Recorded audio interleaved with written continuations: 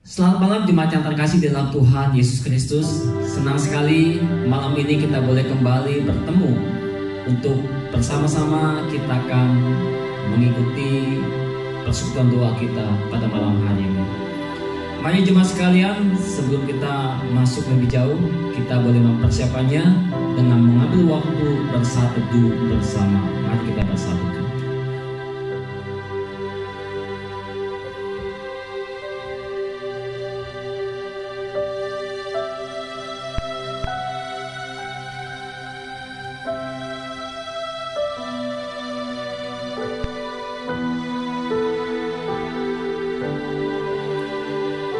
Di dalam Mazmur nomor 107 ayat 1 dan 2 berkata, "Bersyukurlah kepada Tuhan sebab Ia baik, bahwasanya untuk selama-lamanya kasih setianya. Biarlah itu dikatakan orang-orang yang ditebus Tuhan, yang ditebusnya dari kuasa yang menyesakan."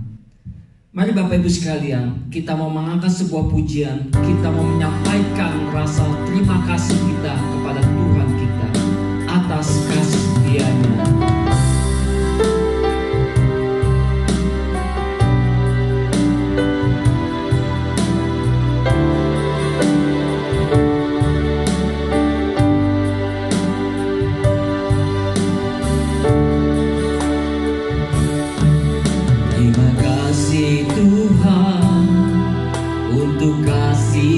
Setiamu yang ku alami dalam hidupku. Terima kasih Yesus untuk kebaikanmu sepanjang hidupku. Sama-sama kita katakan terima kasih. Terima kasih Yesusku buat anugerah yang Kau beri, sebab hari ini Tuhan adakan syukur bagimu.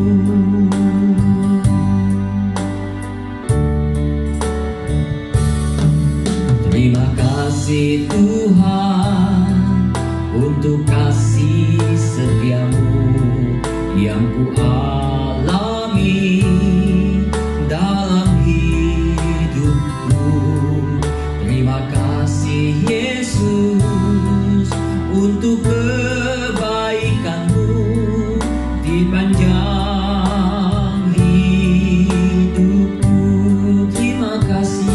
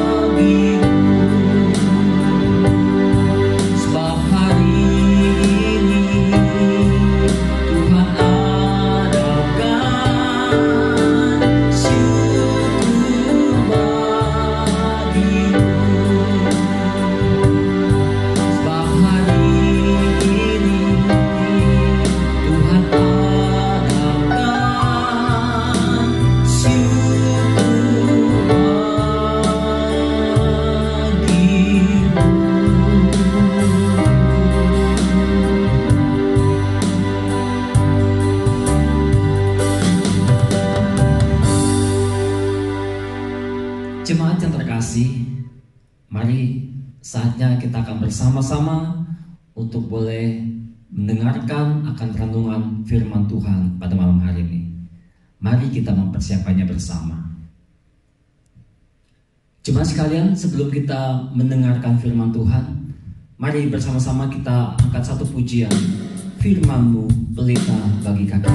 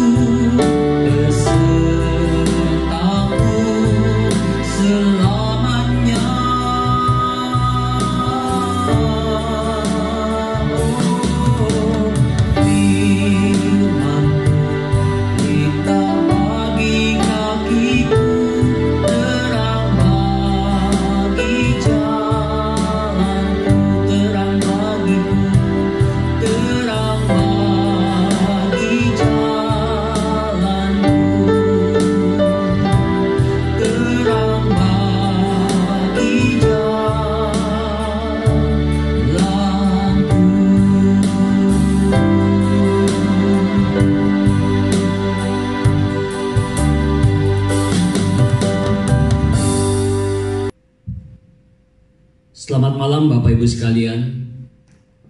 Kita akan bersama-sama merenungkan firman Tuhan pada malam hari ini. Kita akan membaca satu bagian firman Tuhan yang menjadi landasan dari renungan kita pada malam hari ini. Kita akan bersama-sama membuka surat Filipi pasal yang ketiga, ayat yang ke-17 sampai yang ke-21. Saya akan membacakannya bagi jemaat sekalian.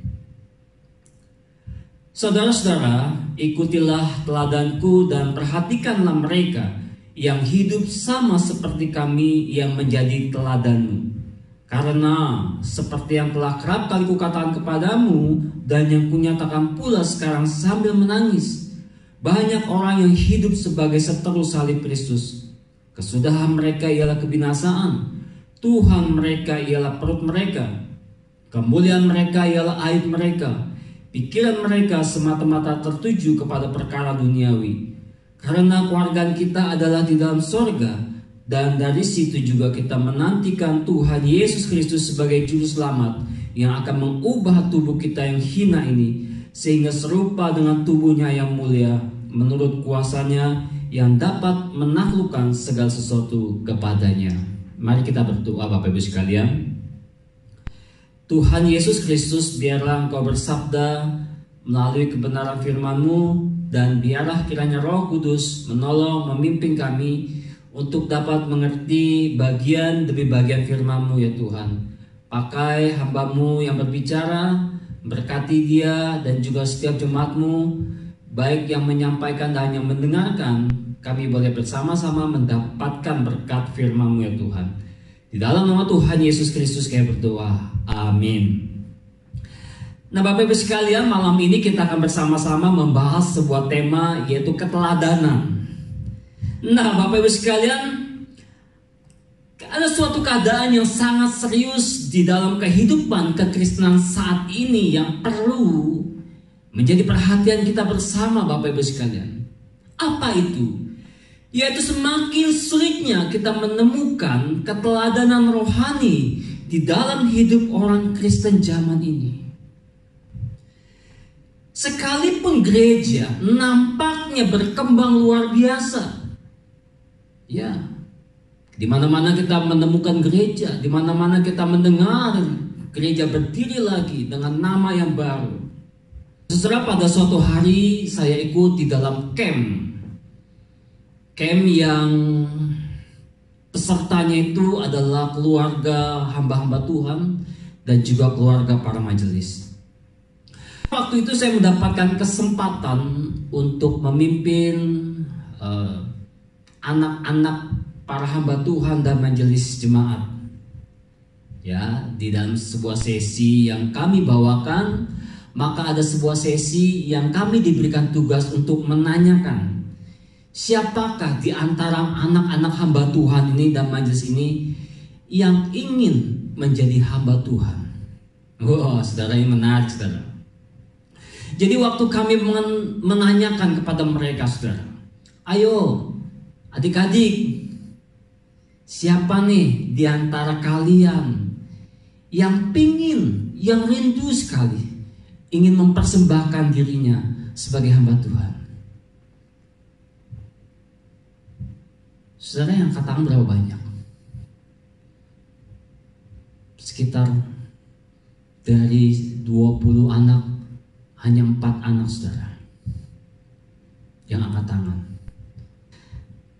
Nah, ketika kami tanyakan, saudara, waktu saya tanyakan kepada yang sebagian besar itu, mengapa kalian tidak ingin menjadi seorang hamba Tuhan?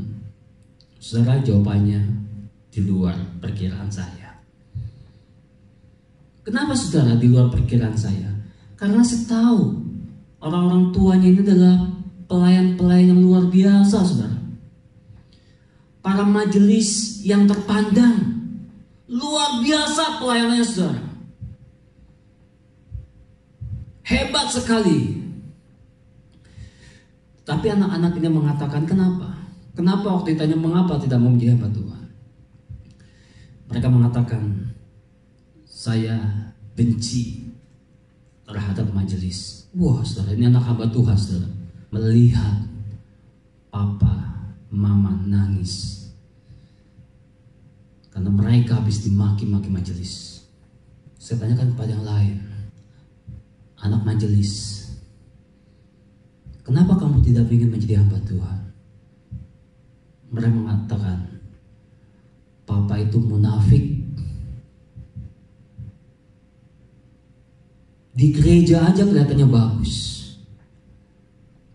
tetapi di rumah saya lebih baik tidak ketemu dengan papa. Saudara yang terkasih di dalam Tuhan Yesus, ini fakta di mana kita mesti serius memikirkan keteladanan apa yang sudah saya berikan kepada jemaat, kepada anak-anak kita, Bapak Ibu sekalian. Kalau kita ditanyakan, Anda berani seperti Paulus ketika Paulus mengatakan, saudara-saudara, ikutlah teladanku. Saudara, ketika Anda ditanyakan seperti itu, Anda berani tidak menyatakan ikutilah teladanku? Kira-kira keteladanan apa yang kita berikan? Saudara, bukankah seringkali kenyataannya antara perkataan dengan tindakan kita tidak sama? Karena itu, saudara, mari sama-sama kita belajar dari Rasul Paulus tentang keteladanan.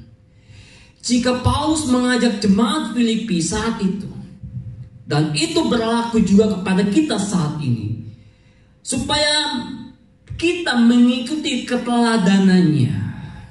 Kira-kira keteladanan apakah yang bisa kita dapatkan dan pelajari dari seorang Rasul Paulus? Saudara, yang pertama saya dapatkan adalah Rasul Paulus menunjukkan keteladanan sebagai seorang pelayan mengikuti teladan Kristus. Nah, saudara, ini menarik sekali, saudara. Kenapa, saudara? Karena pada saat ini banyak sekali kita jumpai, saudara, bahwa orang berusaha untuk membuat dirinya itu dikenali sebagai seorang pelayan gerejawi yang rohani.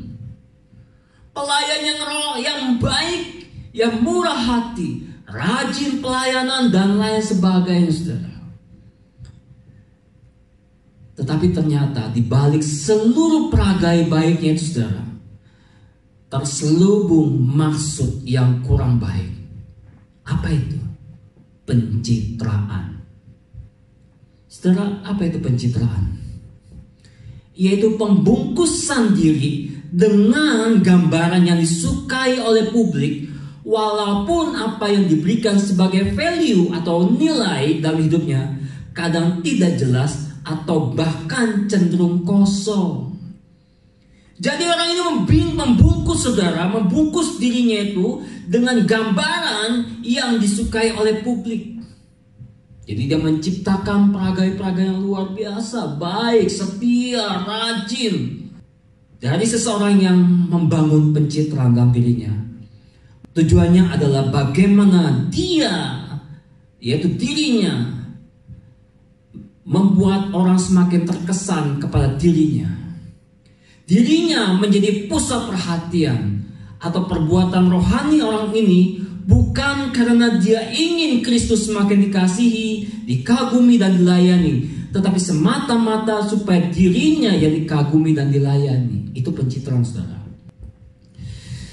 Tetapi Paulus dalam ajakannya mengikut keteladanannya itu adalah supaya orang semakin terkesan dengan Kristus, bukan dirinya saudara. Sebab apa Bapak Ibu sekalian? Sebab keteladanan yang dia miliki karena dia mengikuti keteladanan Kristus. Maka kalau kita membaca dari pasal 1 sampai pasal yang kedua Bapak Ibu sekalian, jelas sekali Paulus membawa jemaat untuk melihat bagaimana dan siapa Kristus itu, apa yang diperbuatnya, bagaimana dikatakan dia begitu mencintai Kristus. Karena itu saudara, kalau kita membaca dalam Filipi pasal 2 ayat 5 sampai ke 11, bahwa dia memiliki keteladanan rohani itu karena dia mengikuti keteladanan Kristus. Di sana Paulus sudah lebih dulu menyuruh jemaat Filipi itu untuk mengikuti keteladanan Kristus. Jadi jelaslah bahwa teladan yang tertinggi dan yang sebenarnya bagi Paulus adalah Kristus. Paulus boleh kita jadikan teladan karena dia mengikuti teladan Kristus. Bukan pencitraan saudara, tetapi benar-benar sebuah keteladanan, sebuah perilaku yang baik, perilaku rohani yang benar, karena dia meniru dari sumber kebenaran, yaitu Kristus. Dan yang kedua, keteladanan apa lagi yang kita bisa pelajari dari Paulus? Bahwa antara perkataan dengan perbuatannya itu sama, saudara. Ini ketika dia banyak berbicara hal-hal yang rohani, maka banyak pula tindakan-tindakan rohani yang dia hasilkan. Nah, saudaraku yang terkasih di dalam Tuhan Yesus Kristus, pada umumnya sering kali banyak orang itu merasa tidak suka dengan kekristenan bukan karena Yesus Kristus yang mati dan bangkit itu, tetapi karena banyak orang Kristen yang suka berkata-kata rohani, tetapi perbuatannya justru seringkali bertentangan dengan apa yang dikatakannya. Ngomongnya rohani, tetapi perbuatannya terus melakukan keberdosaan. Tak usah jauh-jauh saudara. Tak usah orang luar, keluarga kita sendiri, anak kita, istri kita, suami kita. Apakah mereka bangga dengan kita? Apakah perkataan kita itu sama dengan perbuatan kita? Untuk hal yang positif, bukan untuk hal yang negatif. Ya, yaitu kita menghasilkan sebuah keteladanan. Contoh saudara, kita sering meminta dan mendorong anak-anak kita rajin pelayanan. Ayo rajin pelayanan. Ayo yang semangat pelayanan. Ayo miliki teman-teman gereja yang baik. Tetapi saudara, di sisi lain kita sering mengeluh dalam pelayanan, marah terhadap rekan kerja, membicarakan kejelekan teman-teman kita, membicarakan kejelekan para majelis kita, membicarakan kejelekan para hamba Tuhan kita. Bukankah anak kita akan membaca bahwa sebetulnya pelayanan itu hanya mendatangkan masalah? Bukankah anak kita akan membaca bahwa pelayanan itu hanya mendatangkan perselisihan dengan teman-teman sepelayanan. Pelayanan tidak mendatangkan sukacita dan tidak mendatangkan kesatuan tubuh Kristus. Maka keteladanan pelayanan kita akhirnya dibaca secara negatif. Karena itu Bapak Ibu sekalian, Paulus memberikan sebuah kontras antara dirinya dan mereka yang hidup bersama dengan seperti dirinya itu dengan mereka yang menjadi seteru salib Kristus. Paulus memberikan sebuah kontras. Bagaimana pelayanannya, bagaimana hidupnya, bagaimana komitmennya, bagaimana cintanya kepada Kristus, bagaimana kesetiaannya, bagaimana beraninya dia untuk menyangkal diri dan memikul salib demi Kristus. Tetapi mereka yang menjadi seteru salib Kristus, apa yang mereka lakukan? Mereka melakukan segala kebaikan itu hanya untuk mendatangkan keuntungan bagi diri mereka. Tuhan mereka itu perut mereka, dan kemuliaan mereka itu adalah aib mereka. Kontras. Jadi ketika mereka datang untuk memberikan hal-hal yang kelihatannya rohani, tetapi sebetulnya di sana mengandung sebuah ajakan untuk mendatangkan keuntungan bagi dirinya, orang ini sendiri, saudara. Bukan supaya jemaat ini semakin mencintai Tuhan. Karena itu tuh Paulus mengingatkan kepada jemaat Filipi, hati-hati dengan mereka. Ikutilah teladan kami, cara hidup kami, seperti kami mengikuti teladan Kristus. Sebab mereka sebenarnya tidak pernah mengasihi Kristus. Karena itu dikatakan, mereka yang tidak mengasihi Kristus, mereka tidak akan menyangkal diri, apalagi memikul salib. Berapa banyak perkataan-perkataan rohani yang kita ucapkan kepada jemaat, kepada teman kita, kepada istri kita, kepada anak kita.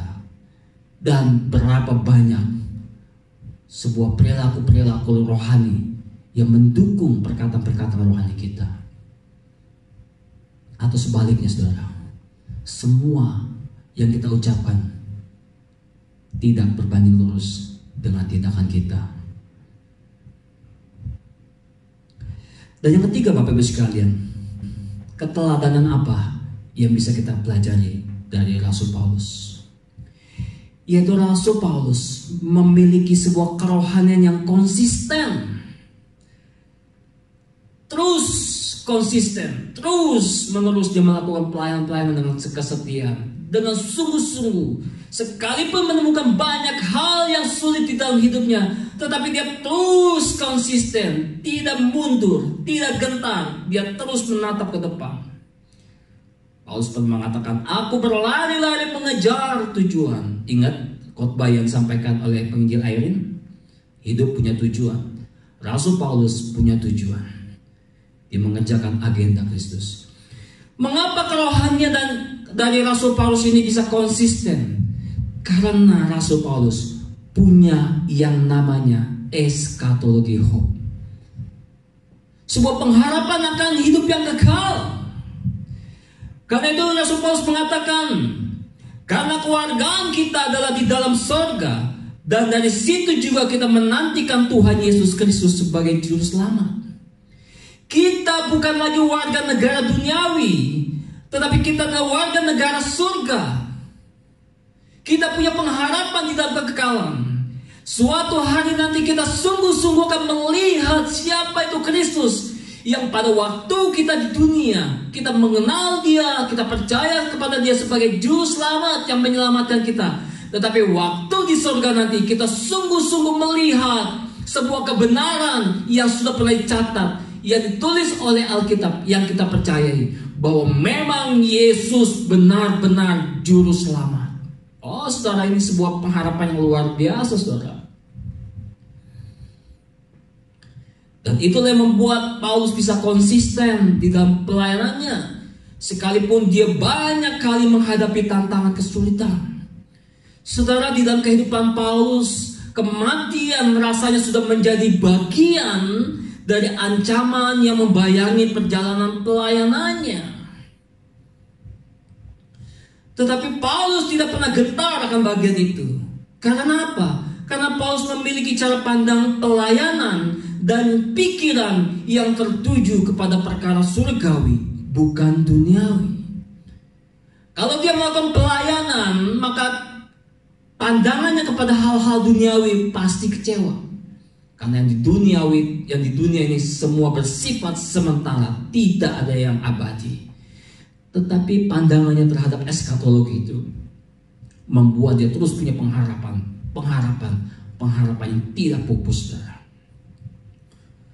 Paulus memiliki keyakinan yang kuat bahwa ia adalah sebagai warga negara surgawi. Paulus memiliki pengharapan jika suatu hari ketika dia di dalam pelayanan mati, atau suatu hari ketika selesai pelayanannya dan kematian menjemput dia, itu justru membawa dia bertemu dengan Kristus sang kekasih hidupnya. Itu sebab dalam Filipi pasal 1 ayat 21 dan 22 ia berkata, "Karena bagiku hidup adalah Kristus dan mati adalah keuntungan. Tetapi jika aku harus hidup, itu berarti aku harus memberi buah." Jadi selama dia hidup, dia akan terus melakukan pelayanannya. Untuk apa? Supaya dia menghasilkan buah, memberi buah. Saudara, kesadaran tentang hal ini adalah sesuatu yang sangat penting. Karena ini mendasari, bahkan mengarahkan kehidupan dan tindakan dari kita. Nah, saudaraku yang terkasih dalam Tuhan Yesus, sudah berapa lama kita pelayanan? Sudah berapa sering kita mengikuti persekutuan-persekutuan rohani? Sudah berapa sering kita melakukan kegiatan-kegiatan keagamaan? Maka pertanyaannya, keteladanan apa yang kita miliki, yang bisa kita katakan dan bagikan, sehingga kita berani mengajak orang lain, entah teman kita, tetangga kita, istri kita, suami kita, anak kita, CM, cinke, enso, dan lain sebagainya, untuk mengatakan kepada mereka, ikutlah teladanku. Ini tantangan buat kita semua sebagai orang-orang Kristen pada zaman ini, supaya kehadiran kita sungguh boleh membawa berkat bagi banyak orang.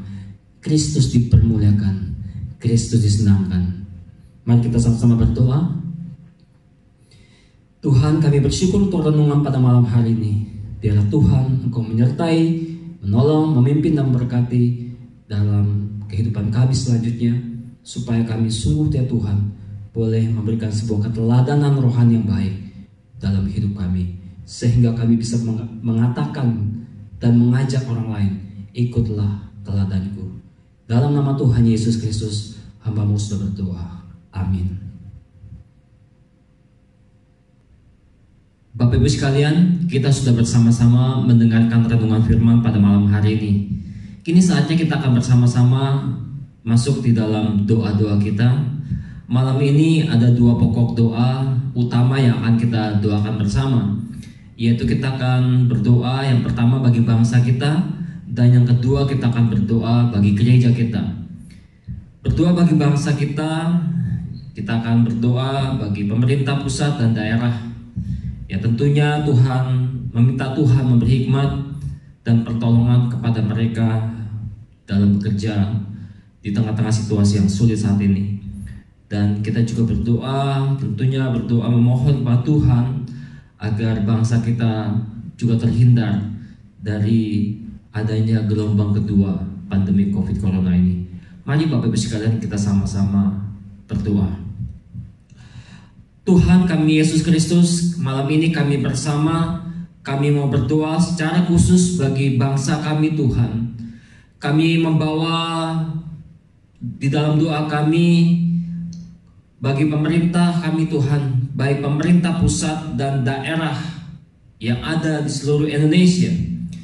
Kiranya Tuhan memberikan kepada mereka hikmat dan pertolongan dalam masa kerja mereka saat ini di tengah tantangan menghadapi dan menangani pandemi COVID-19 saat ini. Dan juga Tuhan Kau menolong mereka dalam berbagai hal yang sulit ketika mereka mengelola berbagai kesulitan dan tantangan lainnya yang harus mereka kerjakan dalam lingkup pemerintahan di seluruh wilayah Indonesia. Berilah kepada mereka kebijaksanaan, kemampuan, kecermatan, hati nurani yang bersih ya Tuhan, sehingga kebijakan-kebijakan mereka sungguh-sungguh mereka tempatkan demi kepentingan rakyatnya. Tuhan, mampukan mereka untuk bersikap benar dan jujur di hadapan-Mu Tuhan. Kami berdoa juga Tuhan, kami mohonkan pertolongan-Mu untuk Indonesia, negara kami tercinta ini, agar terhindar Tuhan dari gelombang kedua penularan COVID-19 di tengah upaya adaptasi tatanan new normal atau kebiasaan hidup yang baru. Dalam pemulihan nasional di sektor kesehatan, ekonomi, sosial, dan pendidikan. Biarlah Tuhan, ketika pemerintah sedang mempersiapkan ini, tolong kami Tuhan, supaya jangan datang gelombang kedua pandemi COVID-19 ini di tengah-tengah bangsa kami Tuhan. Kami berdoa juga Tuhan untuk semua pihak dalam lingkup masyarakat mau bekerja sama dengan pemerintah dengan kesadaran memperhatikan dan memprioritaskan protokol kesehatan pencegahan COVID-19 ini, supaya korban tidak terus bertambah, supaya alat-alat kesehatan bisa tercukupkan, supaya masalah-masalah tidak lebih serius terjadi ya Tuhan. Kami berdoa memohon pertolongan bagi bangsa ini, supaya sungguh-sungguh Tuhan bangsa ini, masyarakat kami punya kesadaran, bukan hanya kesadaran demi kesehatan dan keselamatan hidup mereka, tetapi juga bagi orang lain. Terima kasih Tuhan, ini doa kami yang kami naikkan dalam nama Tuhan. Tuhan, kami juga berdoa memohon kemurahan Tuhan, berbelas kasihan bagi dunia atau negara-negara lain juga Tuhan. Di tengah ancaman semakin serius meningkatnya pandemi COVID-19 ini, beberapa negara sudah mulai diberitakan muncul kembali gelombang kedua, seperti di China, Korea Selatan, Amerika Latin, dan Asia Selatan yang mengalami penularan besar. Ya Tuhan kami Yesus Kristus, ampunilah segala dosa kami. Tuhan tolonglah, beri hikmat dan bijaksana bagi para pemimpin dunia. Berikan hikmat bijaksana Tuhan bagi para akademisi, kepada mereka yang punya kemampuan dalam hal medis untuk kesanggupan dan percepatan diketemukannya vaksin bagi penanganan virus corona ini. Memohonkan pertolongan-Mu ya Tuhan. Dalam nama Tuhan Yesus Kristus kami berdoa. Amin. Jemaat sekalian, kita akan masuk dalam pokok doa yang kedua, yaitu kita akan berdoa bagi gereja kita. Kita berdoa terus nantiasa bagi jemaat dan simpatisan GKI Pinang Sia, supaya mereka juga tetap diberi hikmat dan kebijaksanaan dalam mengelola setiap masalah yang ada di tengah keluarga mereka. Lalu berdoa juga bagi para orang tua, guru sekolah minggu, pemimpin gereja, baik majelis dan hamba Tuhan. Kita semua bersama-sama memiliki kesungguhan untuk mau dibentuk dan mengikuti teladan Kristus, mengikuti para rasul, sehingga kehidupan kita semua dapat menjadi teladan bagi keluarga kita, bagi anak-anak kita, dan bagi masyarakat. Kita doakan untuk dua hal ini. Tuhan kami Yesus Kristus, Tuhan Juru Selamat kami yang hidup, kami berdoa ya Tuhan bagi keluarga-keluarga, baik jemaat maupun simpatisan GKI Pinang Sia, supaya diberi hikmat dan kebijaksanaan di dalam mengelola setiap masalah yang ada di tengah keluarga mereka. Jikalau pada hari-hari ini banyak kesulitan yang datang di tengah-tengah kami, Tuhan, berikanlah kepada kami sebuah kesabaran, kemampuan untuk menghadapi situasi yang sulit. Tuhan, berikanlah dan tambah-tambahkanlah cinta kasih di antara keluarga-keluarga kami, Tuhan. Supaya ketika ada masalah datang, kesulitan datang, pergumulan-pergumulan yang tidak mudah datang, kami bisa tetap kuat dan berpikiran sehat. Kami bisa tetap saling mengasihi dan mencintai, ya Tuhan. Tuhan, biarlah Engkau menolong setiap keluarga jemaat simpatisan, sehingga setiap masalah yang datang di tengah-tengah keluarga mereka tidak menjadi sumber pertengkaran yang hebat dan yang bisa memunculkan keretakan dalam rumah tangga.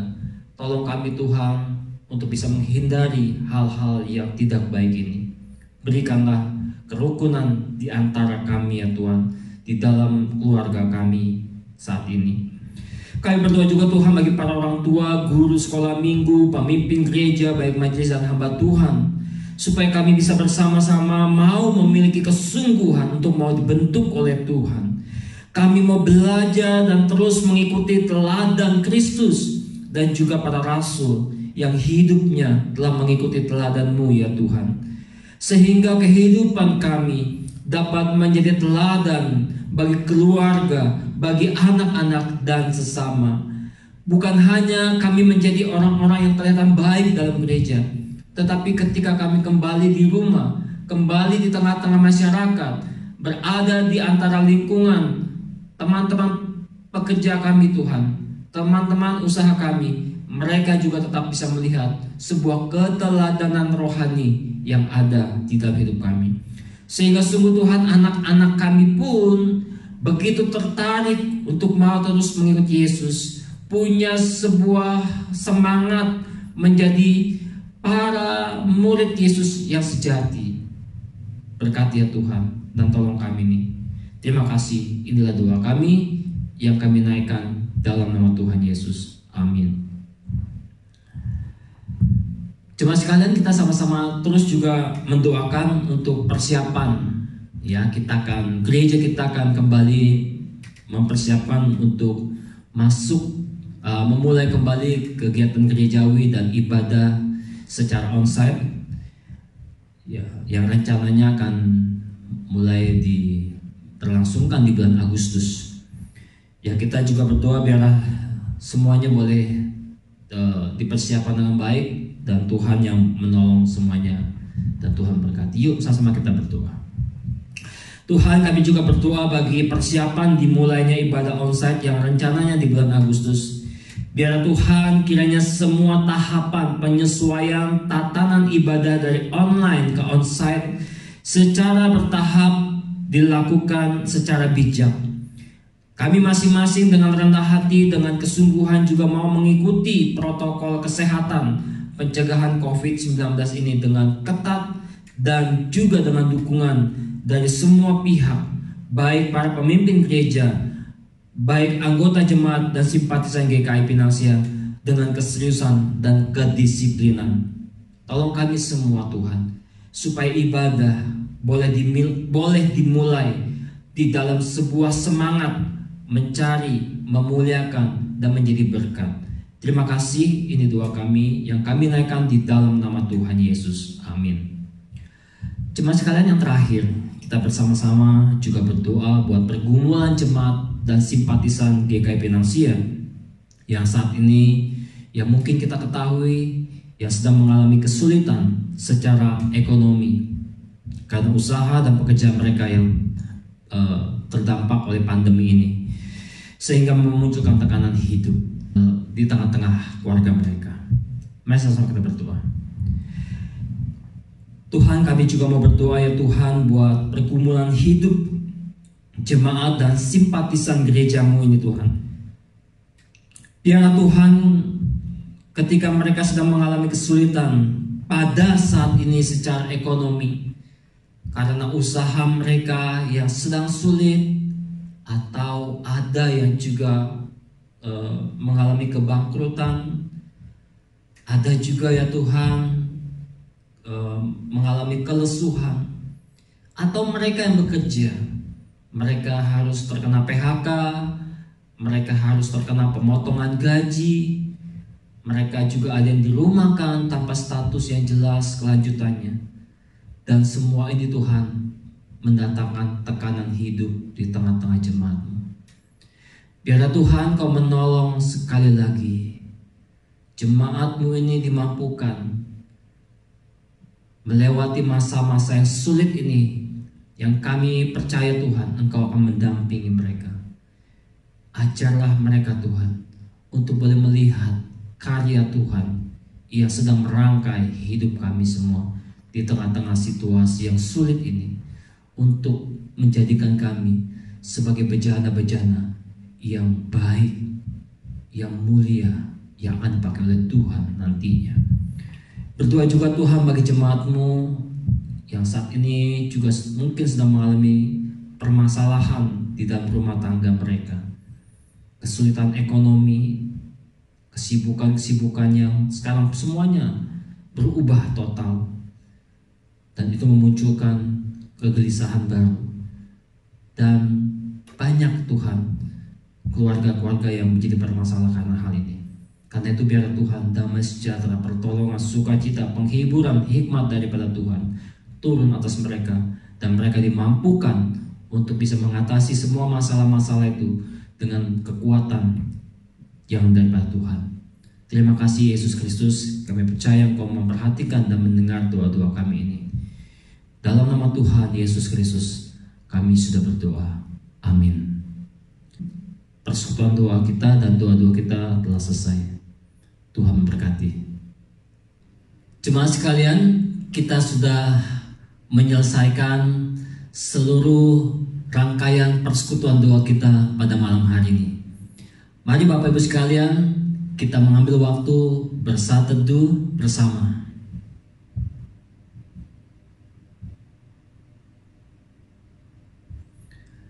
Terima kasih, sampai bertemu dalam waktu berikutnya. Tuhan memberkati kita semua.